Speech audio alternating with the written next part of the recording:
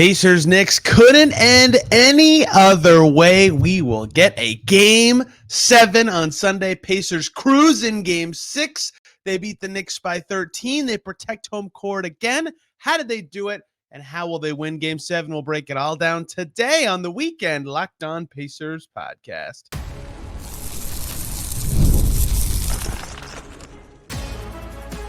You are Locked On Pacers, your daily Indiana Pacers podcast, part of the Locked On Podcast Network, your team every day. Happy weekend, Saturday, Sunday, whatever day you're listening, y'all, and welcome into another edition of the Locked On Pacers podcast, where we, of course, talk about the Indiana Pacers. As always, my name's Tony East. I cover the team for Forbes and SI, and today, wowie, Pacers get it done in game 6, as impressive as they played all series. Defense good, offense good enough. Stars met the moment, particularly Pascal Siakam. Defense on Brunson as good as it's been all series. Final score doesn't matter. What does matter is the Pacers had more points than the Knicks, and there will be a game 7. There is no better way for Pacers-Knicks round 8 in the postseason to end than a 7-game potential classic. The series started out epic. The last 3 games have been blowouts. I have a hard time believing game 7 in the Garden will be a blowout. I can't wait. I'll be there, and we'll have all the coverage for you here on Locked On Pacers, including right now where we dive into game 6, where the Pacers got it done and did a lot of stuff that they really needed to do. And it starts with Pascal Siakam. Starts to me with Pascal Siakam. It doesn't start with me. I didn't do anything. I don't play for the team. Siakam was awesome. If you listened to yesterday's game preview episode, I talked about the stars and applying pressure, making them a key part of the game plan and why that mattered so much for this game. And for Siakam, it was about punishing the Knicks for going small. And the Knicks have to go small, given who's available for them and how much trouble they've had with their bigger groups. So they've been starting Deuce McBride, who was the best player in the game for the first quarter and a half of this game. But they started Deuce McBride, and that means starting for the Knicks was Josh Hart, Myles McBride, a.k.a. Deuce McBride, Dante DiVincenzo, and Jalen Brunson. The tallest one of those 4 players I just named is Josh Hart, who's 6'4", 6'5". That's some height, but not a lot, right? And one of them is going to have to guard either Myles Turner or Pascal Siakam.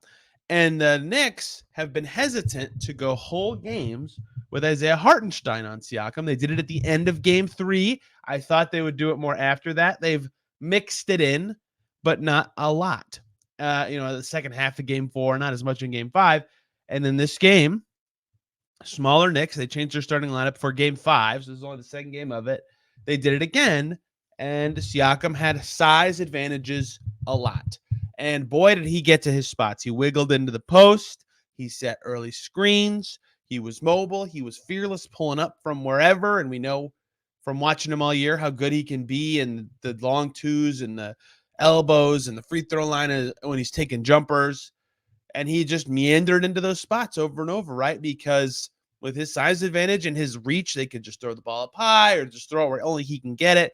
And then he's got an advantage. He's backing someone smaller down, or he can turn around and shoot with little resistance. It's like they're not even there. He punished that in this game in a way that he didn't in game 5 and didn't earlier in the series at times as well. And that was super meaningful. Obviously, it's very meaningful and a good player play as well. But he was just crushing those smalls early in the game. And I thought that was absolutely massive for the Pacers to get that from him, particularly early in this game.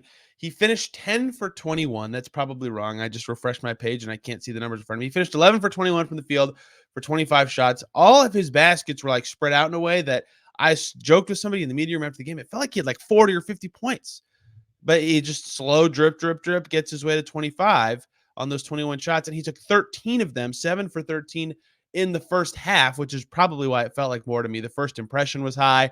The volume was higher in the first half, 7 in the first quarter, right? So it got a little shorter.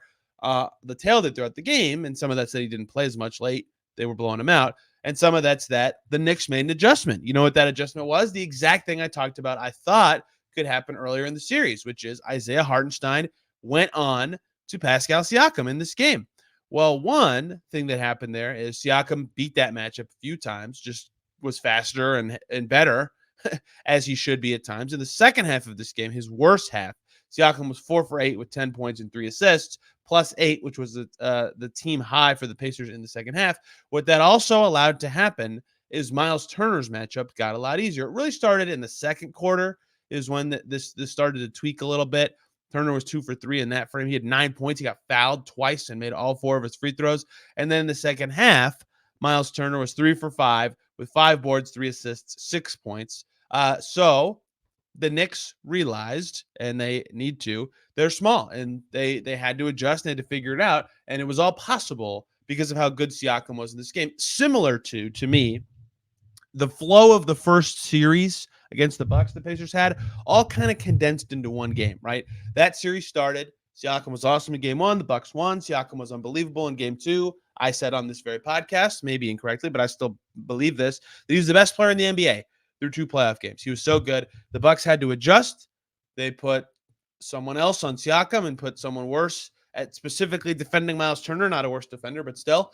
And that made Turner go crazy. And so even though Siakam wasn't scoring as much, his early series impact changed the whole series and opened stuff up for other guys. That happened in this game. Throughout this game, that adjustment all happened much faster. And it all started with Siakam killing the Knicks in that matchup. And the problem for the Knicks is there's not a lot they can do about it, right? I don't know that Siakam's going to be this good again in game 7. He was hitting some shots that were, long toughies. And I've seen him make those over and over again. He was a good passer in this game. He had 2 steals. He only had 1 turnover. He was an amazing player on both ends of the floor. It all started and ended with him, right? It's possible that he does this again. In fact, I'd put the odds over 50%, but it's not a guarantee. It's game 7. Game 7s are hard. The Knicks just can't do anything about it, right? If we've seen what their struggles are when they start Achua. They did it in games 3 and 4. They lost game 3 and they weren't playing Achua as much late. They benched him for game 4. And by benched, I mean he played a lot, but came off the bench literally. And then he hasn't started since in the series. They've started McBride. Sorry, they did start him in games 3 and 4. I got the timeline all wrong there, but you know what I mean. They benched him after starting him did not work. The size advantage he was providing wasn't enough. His rebounding was good, but he can't guard Siakam. He's got size, but he has not been able to guard Pascal. He hasn't really been able to guard very well in general. His defense has been really tough for the Knicks to overcome. And so him off the bench means he's the backup 5. He's better there defensively. He can still have his rebounding impact. That's good. But that means of the available Knicks players, Alec Burks being their only other bench guy that they trust in the postseason, that they don't have a lot. They don't have size that they can actually put out there. That's why they tried Jericho Sims in games 3 and 4. He didn't have it in the postseason either. And so all this to say, of the healthy Knicks, and we'll get to something else about the healthy Knicks in a second, there is just no answer for Siakam. And the only answer that combats everything I've described is Isaiah Hartenstein. And then there's no answer for Myles Turner. And in this game, you saw the Pacers take advantage of that. Quick offense, get it to those guys, back them down, create space in the post, set an early screen, force a switch, do something to make the Knicks be the team that's reacting. And that's what pressure is all about. And that's what Siakam allowed to happen. He was awesome. I think he'll be awesome again in game 7, or at least have opportunities to be awesome in game 7. It's a game 7. Anything can happen. It's in the Garden. It's going to be nuts. But he was great. And a lot of the game kind of branched out, and the adjustments branched out from how good he was early in this game. The other factor here that will be endlessly fascinating to me in game 7. I mean, the Knicks are already like, how are they doing this? I've joked with some people sitting on Media Row that they have reached the point of being a science experiment. They are a science experiment that is, can an NBA team win a series without actually having players? Because they keep getting hurt. They lost Randall in the regular season. They lost Bojan in the postseason first round. They lost Mitchell Robinson early in the second round. They lost OG Anunoby later in the second round. And now Josh Hart has an ab injury. He suffered early in the game. He left the floor. He came back. He played a lot. He's hurting. Ab injuries can be tough for guys to recover from. And if he can't play, they just don't have guys. They only played 6 other players. Like, they'd have to go deep into their bench. It's just really hard for them. The reason he is significant, once again, same reason as OG, he's their biggest non-center left, right? OG was 6'8". He could play the 4. He filled in all these gaps. He was awesome. They haven't had that. They haven't had the Siakam stopper that they had early in the series since.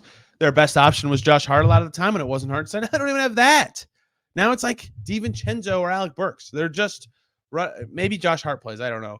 But they're running low on bodies, and Hart was not that effective in this game. 2 for 8 from the floor. So that's significant more on top of all the stuff I've already covered here. So all this to say, Siakam was awesome. A star needed to be a star for the Pacers. I thought both of them did. Haliburton was good. Siakam was awesome. It changed the game. It allowed Turner to be good in the second half. It forced the Knicks to adjust. It forced lineups to change. And it made the Pacers get a win. That's their vet. That's their guy that's been in Game 7s before and led them to another one. And he wasn't the only good Pacer. And a lot of little stuff mattered for the Pacers too. We'll get to all of that stuff coming up, including better rebounding, a lot better rebounding, taking care of the ball. One of Aaron Nesmith's best games ever, but specifically in this postseason. So much more that I want to talk about here on the Locked On Pacers podcast. Before we talk about that, though, let's take a short little break here so we can talk about LinkedIn Jobs. When you're hiring for your small business, you want to find quality professionals that are right for the role, and that's why you have to check out LinkedIn Jobs with the tools to help find the right professionals for your team faster and for free. It's not just another job board. LinkedIn has a vast network of more than 1 billion professionals, which makes it the place to hire. It gives you access to professionals you can't find anywhere else, and they do all that while making the process easy and intuitive. Hiring is simple when you have that many quality candidates. So easy, in fact, that 86% of small businesses get a qualified candidate within 24 hours. LinkedIn knows that small businesses are wearing so many hats and might not have the time or resources to hire. So they are constantly finding ways to make that process easier. They even just launched a feature that helps you write job descriptions, making the process even quicker. 2.5 million small businesses use LinkedIn for hiring. You could be next. Post your job for free at linkedin.com/LockedOnNBA. That's linkedin.com/LockedOnNBA to post your job for free. Terms and conditions apply. We are back here on Locked On Pacers. Thanks for making us your first listen today and every single day here on the weekend. Check out Locked On Knicks next. Hear what they're saying about Game 6, Game 7, the injuries. Can the Knicks make the conference finals for the first time in a long time? 2000. The year they made the finals. They beat the Pacers in the playoffs. That year in a crazy series as well. That was not 2000. The year they made the conference. They did not beat the Pacers in 2000. They beat the Pacers in 1998, though. Okay, continuing here. I hope I didn't get the history wrong of this. Continuing here through Game 6, Aaron Nesmith, fantastic game. Stats don't say it. He was amazing. His defense was unbelievable. His best defensive game on Brunson of the series. Plus 20 was a Pacers high. 6 boards, 4 assists, only 1 turnover. Made half his shots. Terrific game. He's not going to get enough shine because the stats weren't there. But it was just insane to see him at that level defensively for a full game, right? It's really hard to defend Brunson like that, and they did an incredible job of using him to do well and then doing the other stuff well with other players. Stunt, recover, peeling out, right? All that stuff was harder for everybody else. Hartenstein is the key to all this to me. He had a really good passing game again, but couldn't get his shots going, couldn't find as much space. I talked about putting pressure on him yesterday. They did a really good job of that. Hartenstein with a turnover, only 1 made shot in this game. His passing was good. The rest of his game was not because the Pacers did a good job making him really uncomfortable, and that stems from better pressure on Brunson, making it harder for everybody else to do well. Only one player really benefited from the Pacers' defensive scheme. That was Deuce McBride, and we could talk about him. But Nesmith, unheralded. Statistically, their lowest scoring starter by far with only 8. All the rest were at 15 or more, but he was spectacular, and I wanted to give him his flowers. And I also wanted to say, big L for me. I got the series wrong. 1999 was the year that the Knicks won the conference finals against the Pacers. There we go. Anyway, now we're back. Looking ahead to Game 7, Nesmith has Game 7 experience, and I want to talk about the Game 7 experience guys later, but he was sensational. Really wanted to talk about that right now. I also said yesterday, it's going to be big to me to see what Haliburton does, how he responds, what it looks like. And this is a game that is really fascinating to me because this is the game he talks about when he talks about being aggressive and not the game fans talk about when he talks about being aggressive. What I mean by that is the message Tyrese Haliburton says when he himself talks about a game like Game 5, where he takes 9 shots, or a game like Game 1 where he takes 6 shots. He says, I need to be more aggressive. And what triggers for everybody is shoot more. And it is shoot more than that, right? That's too few of shots. He took 12 shots in this game in 32 minutes. What he means by be more aggressive is get 2 feet in the paint. Sometimes that means he can get a good shot from there, right? And in this game, he was 3 for 4 in the paint, or 3 for 4 on 2s, I guess. But I believe all of his paint shots were 2s. But from him, that is the best spot for him to pass. That is where he forces a defense to react and creates pressure.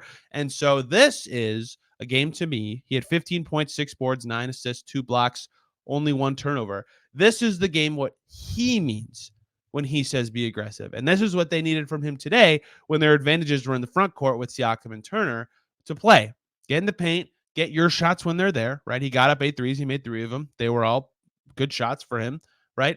This is what he means by be aggressive. Haliburton was aggressive. He played the way he wanted and was massive for the Pacers once again. Very good performance from him. The stars were the stars when they needed to be. No one will look at a 15-9 game and go, wow, Tyrese Haliburton was so good. It will not be a legacy game for him in the postseason, but certainly a good performance and what he, again, describes as what he needs to do in these games. Nembhard got matched up on Brunson a few times and did pretty well.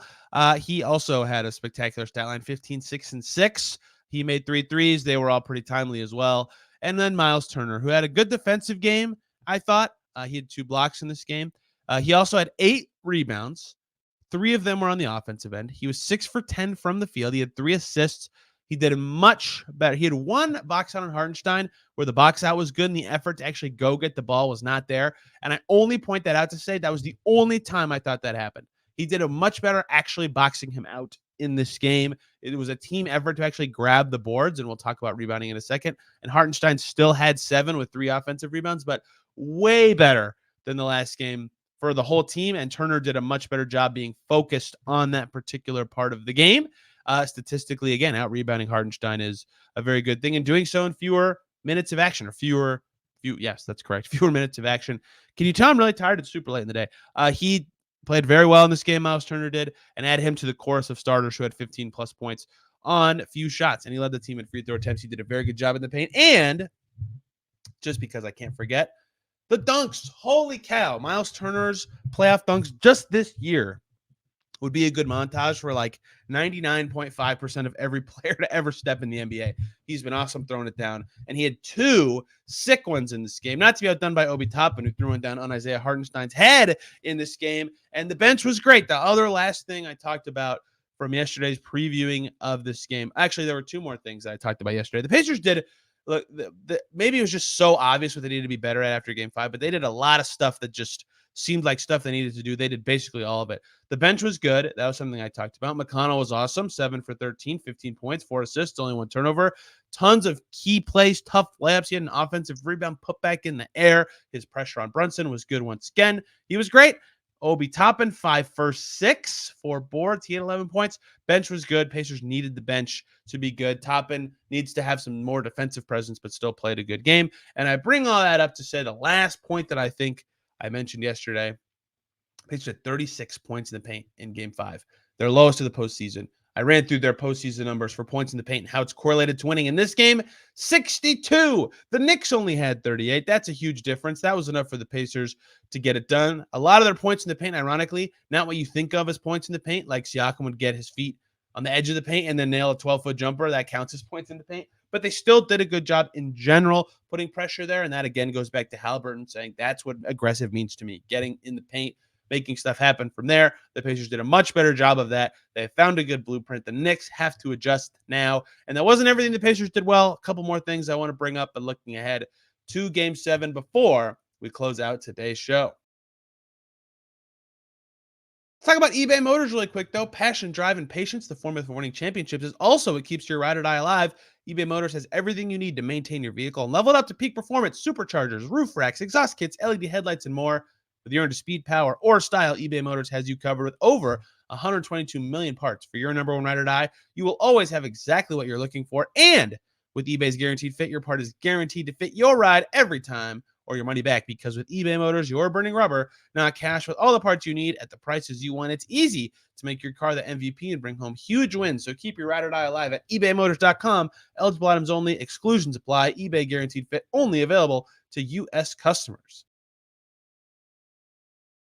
Back here again on Locked On Pacers. Thanks for making us your first listen today and every single day. For your second listen tonight, Game 6, Mavs Thunder. Check out Locked On Mavs, Locked On Thunder. Great series.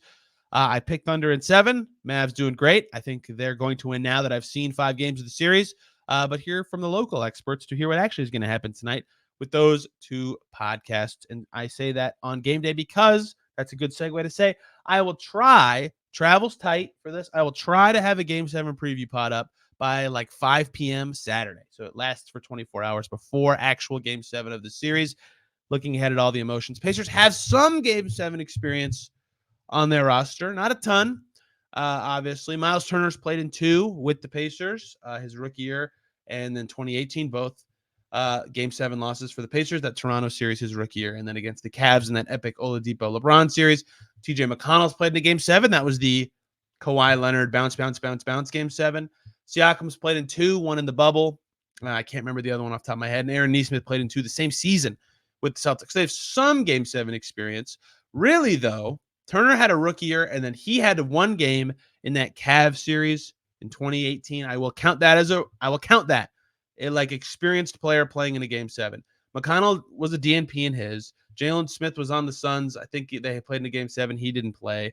And Aaron Nesmith barely played. He even said himself that this feels like his first Game 7. So all that together means they have a Turner game and a couple Siakam games. That's it. So an inexperienced Game 7 team. This is going to be epic, right? Tyrese Haliburton said it. Game 7s, every time you watch them, they look ugly. They look sloppy. They are. Cavs Magic in the first round was the only Game 7 of this postseason so far. And that game started off with the Magic got big and then got sloppy, and then guys were missing shots, and then the rotation got funky, and then the Cavs came back, and it was just a weird game. And that's what Game 7s are. They're gross, and it's all about the energy and the effort. And that's what the Knicks are known for. And the Pacers have responded to that constantly throughout the series. They have to have it ready from the jump, right? If they are even 5 minutes of the game where they're getting out-efforted, they will lose, right? It's just that simple. That's how Game 7s go. Everyone will say, oh, it feels like another playoff game. They're going to have jitters, right? You have to. Just how it is. It's Game 7 in the Garden. It's up to the Pacers to try to either suppress those emotions or use them for fuel to play well in the game. It's going to be very hard to do that. I mean, I can't imagine playing a Game 7 in the Garden, but they're going to have to try, obviously, against this Knicks team. Rebounding. They did it. The Pacers did it after getting their butts kicked. I mean, if I could cuss, I would. You know how bad it was in Game 5 on the glass. Much better in Game 6, 47-35, balancing out that 24, I believe, rebound gap from the last game. Now the Pacers' gap in the series is much smaller. Remember, they were only down 8 total boards through 4 games, and then they were down over 30 boards through 5 games. Now it's in the 20s. Still some work to do. They're not going to win the rebounding battle for the series, but they were much better in this game. Offensive rebounds, 14-13, pretty close. And so this kind of game is where what I talked about yesterday, where the rebounding battle difference is kind of just because the Pacers shot 10% better from the field, but the offensive rebound numbers skewing in the Pacers' favor. And in general, you could see their effort if you actually watched the game. They rebounded much better in general on both ends of the floor. They had a spirited film watching session, they said. Very, I don't even know what the right word is, intense. They really needed to fight harder. They did. They were much better on the glass again. I thought everybody did a better job. Still imperfect. Josh Hart with 4 and Isaiah Hartenstein with 3 on the offensive glass. And Precious Achiuwa with 4. His second jump is crazy. Better, not perfect, effort on the offensive glass to keep those guys off the boards. That was a really important little thing. Turnovers, cutting that from 18 to 8 was huge. 18 by far the most they'd had in the playoffs at all so far in Game 5. Only 8 in this game. That was huge. Their leading turnover player had 1. They had 8 players with 1 turnover. I think that's remarkable and says a lot about how well they were taking care of the ball, and like all of their top 7 played their role, played a good game. All of that was extremely meaningful for the Pacers. You know what's funny about this is looking back through my notes, I don't have a lot of good notes. I didn't take good notes. So adjustments are really hard to talk about. I'll get more for Game 7. Obviously, I'll watch the game again as I do. But I think that the fascinating things that I'll be curious about just off the cuff. 1, what do the Knicks try to do to get Jalen Brunson going? What did they do better in the second half specifically? That's something they're going to have to figure out because Jalen Brunson finished this game with 31-5. That's pretty good, but he's been much better than that in the postseason. But in the second half, he had 26-3 of those stats on 9 for 13 shooting. He was way better, right? If he's that guy for Game 7, that's tough to overcome. If he's that guy for, 35 plus minutes. So the Pacers need to try to say, what did we do so on the first half that we can try to do again? And the Knicks need to try to figure out what they did better in the second half. And I think he changed shoes at halftime. Like Brunson might have just been in a different headspace. and all this stuff, but he looked much better in the second half. Maybe he thought he solved something. I don't know. But the Pacers need to be better on him. They have all series. They did great in the first half. They put pressure on him. They did put pressure on Hartenstein, which was just as important. And that slowed all that down. But the Knicks, as we've seen all series, figure that stuff out. I think they'll be better going forward. The Pacers need to figure out what worked for them. The Knicks will try to figure out what worked for them. You know what did work for the Knicks is Deuce McBride. What is going on? Holy cow. This is an unbelievable stretch of play he's on. He got going finally in like the fourth quarter, late third quarter of the last game, which is fascinating because he was really struggling before that. Like you can look at his playoff stats of his last 5 games. 0 for 1 from 3 against the Pacers in game 1, or excuse me, game 2, over 2 in game 3. Finally hits 2 in the next game. 3 for 11, only 3, but they all came and went in late, and then an impressive 3 for 7 the following time, and then just goes crazy in this game. So he's slowly been getting more accurate and more confident with his shot throughout the series. That's why he went from 0 to 4 to 10 to 16 to 17 points, keeps going up. And this time, 20. He was on fire. He was at the point in the game where I thought he should take a heat check 3. That's the reason the Knicks were ahead early in the game, is because he was that good, which was crazy. And it felt like at that point, like, man, if they just get DiVincenzo going, they'll be cooking. They did not get DiVincenzo going. He was fine. He had 17 points on 14 shots. But McBride couldn't do that at volume, and that really hurt the Knicks. And Josh Hart had an off night. 2 for 8 for him. Combined with all that was really tough for the Knicks to overcome. So the Knicks need to get DiVincenzo and Hart going like they were early in the series while McBride does that, or just get Brunson rolling for a full 48 minutes, because slowing Brunson in the first half was really key for the Pacers, and then their offense clicked in the second half to kind of hold that lead and make sure that they were able to roll across the finish line. So that's the kind of stuff that I'll be generally watching heading into Game 7. And can Siakam do that again, right? What did the Knicks try to do to combat that specifically? But Pacers did it. Time for the big one, a Game 7. This podcast has only covered one Game 7 before. The last Pacers Game 7, which was Cavs Pacers in 2018. Tough 4-point loss. And like the people nitpick, like Victor Oladipo sitting for 2 minutes of that game. That's what Game 7s can be all about, is like those little tiny things just become so huge, massive decisions that get talked about for years and years. 1 or 2 plays can be the difference, as they were in that game, as the Pacers have seen. It's going to be everything for them to try to win this one and move on to face Boston.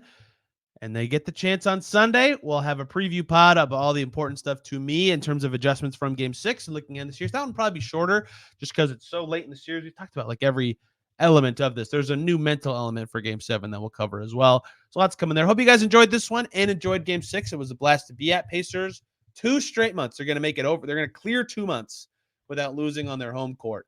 March 18th was their last loss. It's currently May 18th, which means they're going to clear it. That's unbelievable. That's so impressive.